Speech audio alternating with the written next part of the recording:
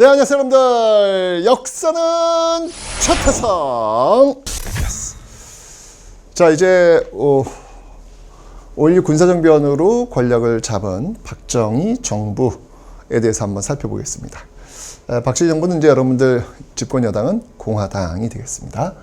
자, 내용을 한번 살펴볼까요?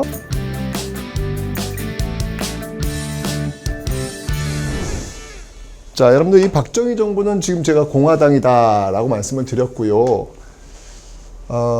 일단 이제 박정희 정부의 가장 큰 목표는 뭐였냐면, 일단 기본적으로 이제 합법적 방법에 의해서 권력을 장악하지 못했잖아요. 물론 이제 뒤에 이제 선거를 통해서 권력을 잡았긴 했지만 출발 자체는 군사 정변이라는 방법을 통해 가지고 지금 권력을 잡은 상태란 말이죠. 그래서 뭔가 이제 그런 권력, 불법적인 어떤 그 방법에 의한 권력을 잡았는데 어떻게 하면 이것을 또 상쇄시킬까?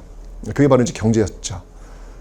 무슨 일이 있더라도 가난에서는 벗어나야 되겠다라고 하는 게 이제 이 박정희 정부의 가장 큰 목표였습니다.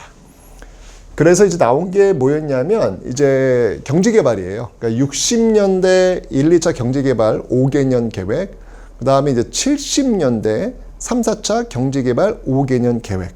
이 경제개발이 굉장히 중요한 역할을 하는 것이고, 이 경제개발 5개년 계획을 관통하면서 한강의 기적이라고 하는 산업화를 성공시켰던 그런 어떤 모습들을 가지고 있습니다. 자, 그래서 그 내용들을 한번 살펴볼 텐데요. 1, 2차 경제개발 5개년 계획, 주로 이제 60년대에 전개가 됩니다. 근데 이때는 이제 기본적으로 너무 돈이 없잖아요. 가난한 거죠. 가난하니까 결국은 이제 그 모습을 이제 경공업 위주로 갈 수밖에 없어요. 경자가 뭐냐면 가볍다는 얘기, 가벼운 공업이라는 이야기거든요. 주로 이제 돈 조금 드는 신발, 옷 만드는 거, 가발, 이런 것들을 이제 중심으로 해서 갈 수밖에 없는 것이죠. 우린 돈은 없지만 값싼 노동, 값싼 인력들은 지금 그때 당시에는 많이 있었으니까 어떻게든지 물건을 좀 싸게, 단가를 좀 낮춰가지고 싸게 만들어 수출하는 그런 전략을 갖게 되는 겁니다. 여러분들 왜 지금도 보면 우리가 베트남 또는 인도네시아, 말레이시아 또는 중국, 메디인 차이나 이런 거 있지 않습니까? 싸잖아요. 그건 뭐냐면 그 지역에서 물건을 만들 때 그만큼 단가를 적게 하고 만들 수 있다는 얘기죠. 왜? 노동력이 싸니까. 우리가 이제 그때 그랬다는 얘기예요. 우리가. 지금은 인건비가 비쌉니다. 한국이. 지금은 어렵죠. 그렇게. 근데 이때 이제 워낙 노동력이 풍부했으니까 그래서 경공업 위주로 가게 되는 겁니다.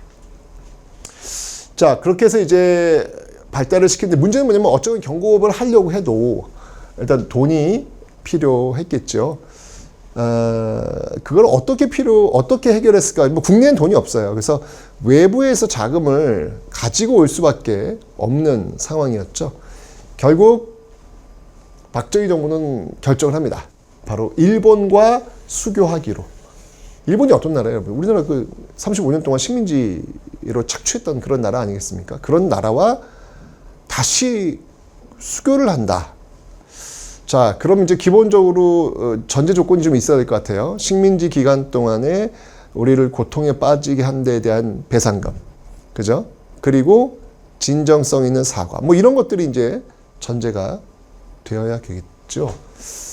그런데 지금 그런 어떤 전제들이 제대로 이행되지 않고 있는 상황이었죠. 그래서 격렬한 저항에 또 부딪히게 됩니다. 1964년에 있었던 6.3 시위라는 건데요. 학생들이, 또 이때도 마찬가지로 학생들이 나오게 돼 있어요. 이 근현대사에서 여러분들 항상 그 시대의 변화의 앞에 있었던 주체는 학생들이에요. 학생들. 중고등학생, 대학생들. 이 학생들이 항상 그 변화의 주체에 섰던 그런 모습들인데 여기도 이제 마찬가지로. 아니, 식민지 지배에 대한 사과 없는 수교를 어떻게 받아들일 수 있는가 라고 하면서 격렬한 시위를 하게 되었지만 결국은 누르고 65년도에 한일협정을 체결하게 됩니다. 여기서 이제 돈을 이제 받게 되는 거예요. 뭐 식민지 35년 동안 그 계산하면 뭐 말도 안 되는 돈이지만 어쨌건 박정희 정부는 그걸 갖고 할 게 많았습니다. 뭐 대표적인 게 경부고속국도, 포항제철 이런 것들을 지금 만들 수 있는 그런 어떤 그 자본으로 사용하려고 했던 것이죠. 그리고 좀 더 돈이 필요했는데 이때 이제 여러분들 베트남 전쟁이 터져요. 미국이 이제 이때 참전하게 되면서 여기에 우리가 이제 파병을 하게 됩니다. 베트남 파병. 이 베트남 파병을 통해서도 또 우리가 굉장히 많은 자금을 또 가져올 수 있었죠.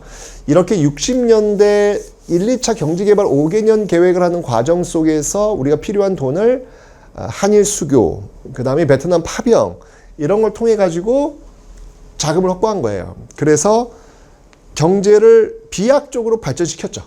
예, 계속 발전시키게 되면서 국민들도 이제 경제가 개발되니까 인정을 한 거예요. 그래서 박정희 정부는 다시 한번 대통령 후보에 나와서 당선이 됩니다. 그러니까 60년대는 박정희 정부가 계속 가게 되는 거예요. 그래서 두 번, 4년, 4년, 8년을 박정희 정부가 책임을 졌습니다.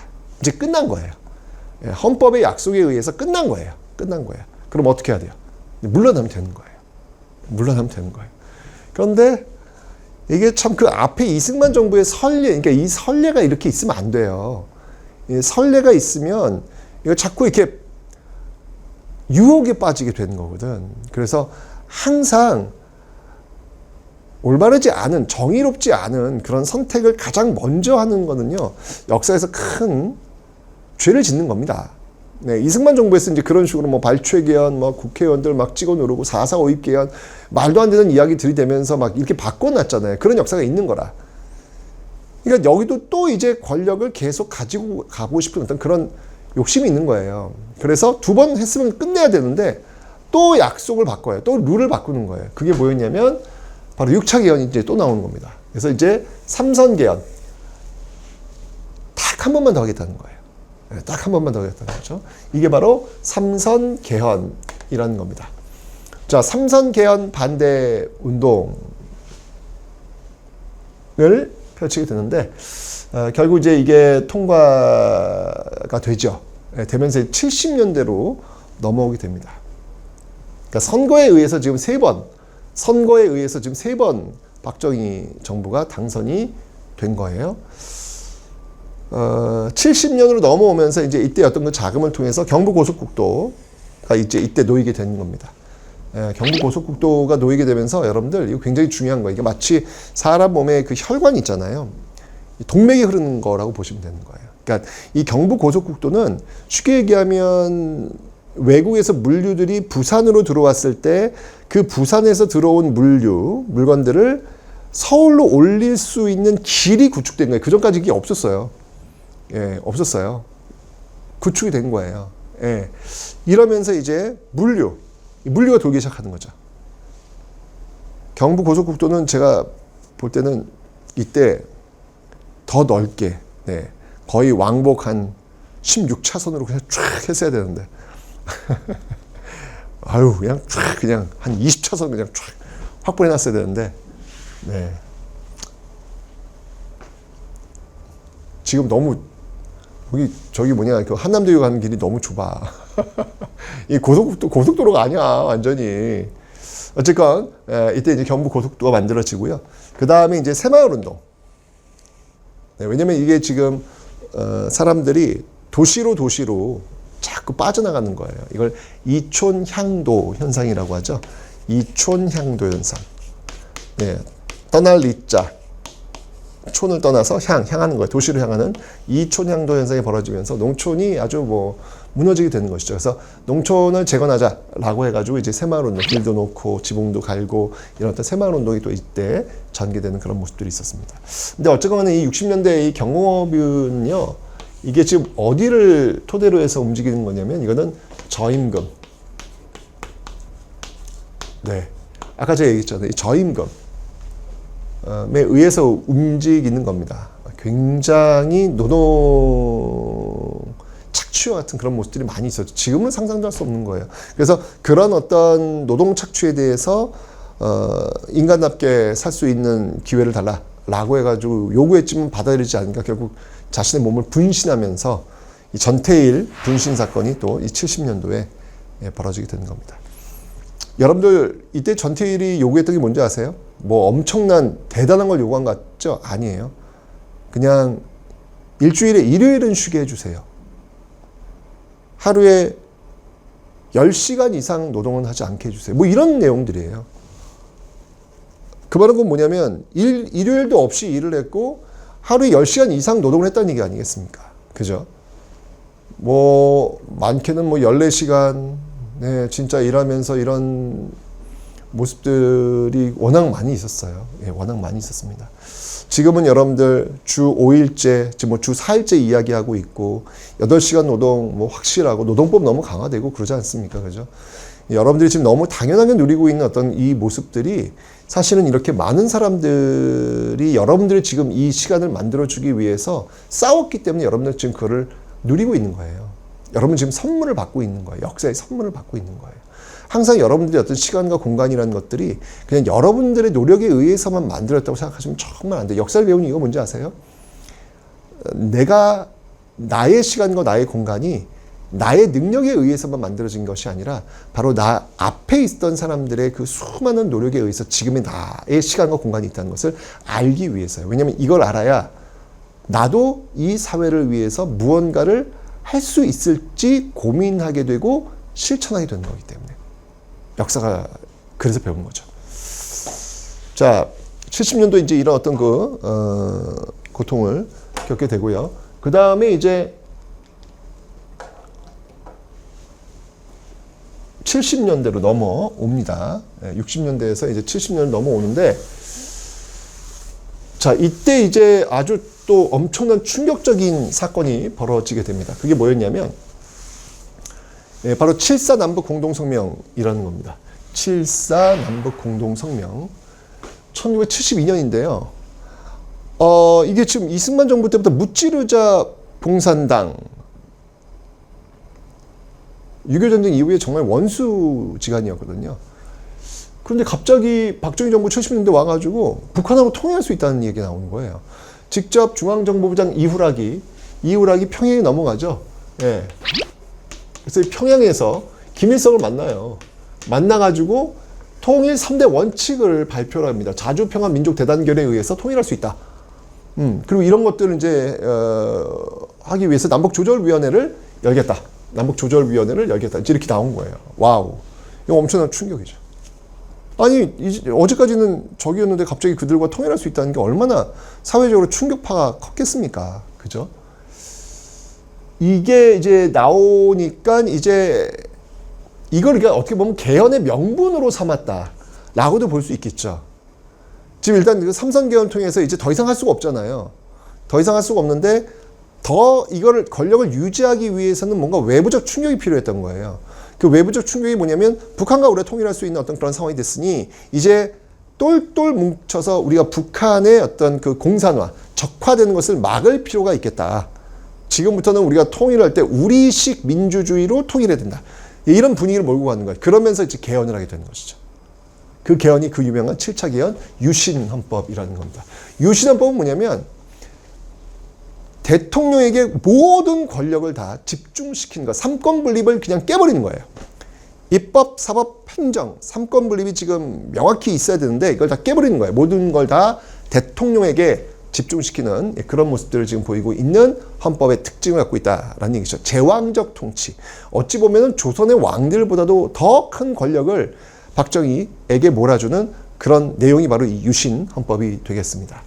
대통령 간선제, 이제 직선제 안 합니다. 네, 직선제로는 더 이상 할 수가 없어요. 그러니까 이제 간선제인데요. 임기는 있어요. 6년인데요. 문제는 뭐냐면 중임 제한이 철폐되어 있는 상태입니다. 6년마다 박정희는 계속 대통령 선거에 나올 수 있고, 그리고 만장일치, 뭐 거의 만장일치로 이 통일주체국민회의라는 어용단체죠. 이 어용이라고 하는 것은 이제 정부가 만든 그런 어떤 조직이라는 건데, 거기서 그냥 박수 딱딱딱딱 치고요. 100% 대통령 당선되는 거예요. 1차 통일주체국민회의, 뭐, 물론, 거기에 무효표, 무효표 한 장, 무효표 두 장은 있어요. 근데 압도적인 게 아니야. 그냥 반대표가 없어요. 그거 외에는. 모두 다 찬성이 되는 어떤 그런 모습들을 보면서. 그러니까 의미가 없는 거죠. 이 임기 6년이라는 게. 아니, 여러분들, 우리 북한 투표를 보면 뭐 전원 100% 이렇게 손들잖아. 뭐야, 쟤네들. 저기 민주주의가 왜 졌다위야? 뭐 이런 얘기를 하잖아요. 우리도 그런 적이 있었다는 얘기예요. 바로 박정희 유신체제 때. 100%, 거의 100% 투표를 통해서 대통령을 선출하는 이 말도 안 되는 비민주적인 이런 모습들이 유신체제에서 이루어지고 있었다. 뭐, 그리고 심지어 여러분들, 삼권 분립이 이제 무너졌던 이유는 뭐냐면, 대통령의 국회의원을 3분의 1 뽑을 수 있어요. 뭐, 물론 추천이라고는 하지만, 아니, 이렇게 엄청난 권력 갖고 있는 대통령이 추천을 하면, 그건 뭐, 여기서 박수 쳐가지고 통과시켜버리는 거죠, 뭐. 그러니까, 실질적으로 국회의원을 3분의 1을 뽑는 거야, 대통령이. 이래가지고 뭐 이게 삼권 분립이 되겠냐고요. 그죠? 그리고, 분명히 이런 어떤 그, 독재적인 어떤 그런 요소가 많이 있는 이런 유신 헌법에 대해서 저항하는 사람들이 많이 있을 거 아니에요? 그럼 긴급조치권. 이 긴급조치권은 뭐냐면 쉽게 얘기하면 헌법을 정지시키는 거예요. 영장 없이 그냥 사람들 잡아들일 수 있는 이 엄청난 반민주적인 그런 어떤 그 헌법들을 만들어서 70년대 겨울공화국을 짱 하고 만들어낸 것이죠. 이렇게 되면 여러분들 이건 비극이에요. 이렇게 되면은 비극으로 끝날 수밖에 없는데, 어쨌건 이제 이 70년대의 경제 노선은 또 바뀝니다. 그러니까 60년대 지금 경공업 위주로 왔었잖아요. 이제 좀 거기서 돈을 좀 쌓이면서 중화공업으로 옮기죠.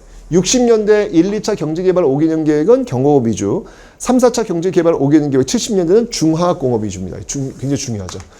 계속해서 이제 60년대 이어가지고 한강의 기적, 경제발전 계속 이루어지고 있습니다. 이러면서 수출액을 100억 달러 달성하는 정말 기염을 토하는 어떤 그런 말 그대로 진짜 한강의 기적은 경제 파트에서 이루어지고 있는 그런 모습들이 있더라라는 얘기입니다. 하지만 이제 경제 성장에도 불구하고 정치적인 혼란은 계속되고 있는 것이죠. 그래서 이런 어떤 유신 독재 체제에 대해서 저항하는 어떤 그런 반대, 예를 들면 3.1 민주 구국 선언, 3.1 민주 구국 선언, 그다음에 YH 무역 사건. 이건 뭐냐면 79년도에, 이거 79년도인데, 네, 79년도에 공장문이 폐쇄되었을 때 그 여성 노동자들이 더 일할 수 있도록 해달라 그래서 야당 당사에 들어와서 이제 시위를 하는 거예요. 그런데 거의 야당 당사에 공권력이 투입되어 가지고 그 여성 노동자들을 끌어내리는 과정 속에서 노동자가 이제 떨어져서 죽게 되는 어떤 그런 일도 벌어지고, 결국 이제 학생들이 또 일어나는 것이죠. 이런 독재 체제에 대해서 저항하는 학생들, 특히 부산과 마산의 학생들이 중심이 되어 가지고 부마 민주항쟁이 벌어지게 됩니다. 이제 이런 비상식적인, 비정상적인 어떤 이런 시스템, 70년대 이 시스템을 이제 끝장내자라고 해서 다시 시위가 불붙게 되는 것이죠. 만약에 여러분 이게 79년도인데 이때 대통령 경호실장이었던 차지철이 이 부마 민주항쟁을 진압하기 위해서 어떤 방법을 내놨냐면 탱크를 동원하자는 이야기를 내놓습니다. 만약에 차지철의 말대로 탱크가 동원되었다면 바로 79년도 부산과 마산이 바로 그 다음에 있었던 5.18 광주처럼 되는 거였어요. 5.18 광주처럼 되는 거였어요. 그러니까 여러분들 5.18 민주화운동이 광주에서만 있었다고 생각하시면 안 돼요. 그 이전에, 바로 그 전해에 79년도에 부산과 마산에서 이미 광주에서 벌어졌던 그런 비극적인 일들이 박정희 정부 아래에서 이루어질 뻔한 거야. 그런데 그럴 상황에서 11.6 사태가 터진 거예요. 중앙정보부장 김재규가 박정희 대통령에게 총을 쏘아서 박정희 대통령이 서거하게 된 것이죠. 이게 바로 11.6 사태, 79년도 11.6 사태가 되는 겁니다. 자, 이러면서 이제 부산과 마산의 탱크 진압이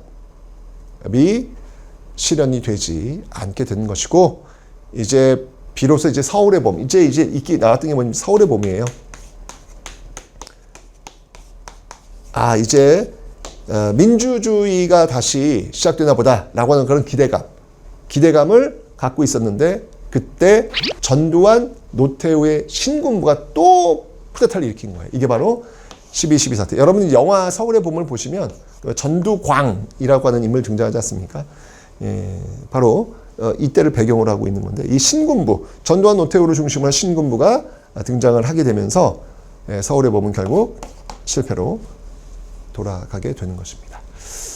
자, 이게 지금 참 격변입니다. 이게 지금 이제 박정희 정부가 지금 60년대, 70년대 무려 18년간 집권을 하지 않습니까? 근데 18년간 그 집권은 후반기에 와가지고 약속을 지키지 않고 독재 체제를 이행하면서 결국 비극적인 11.6 사태라고 하는 비극적인 그 결과를 가져오게 되었던 것이죠. 자, 이후에 지금 또 어떤 일들이 벌어지게 될지 그 이후의 모습을 한번 다음 시간에 살펴보도록 하겠습니다.